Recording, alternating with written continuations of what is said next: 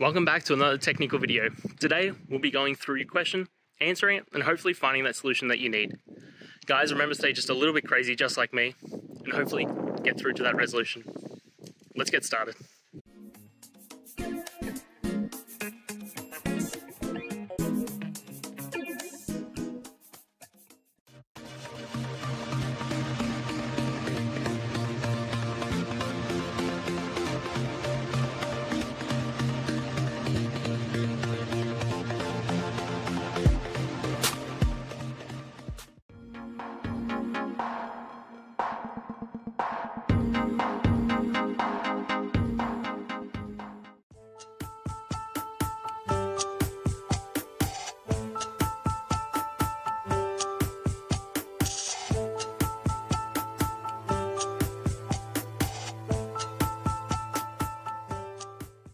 And that's it, guys. I hope this video helped get you that answer that you're looking for.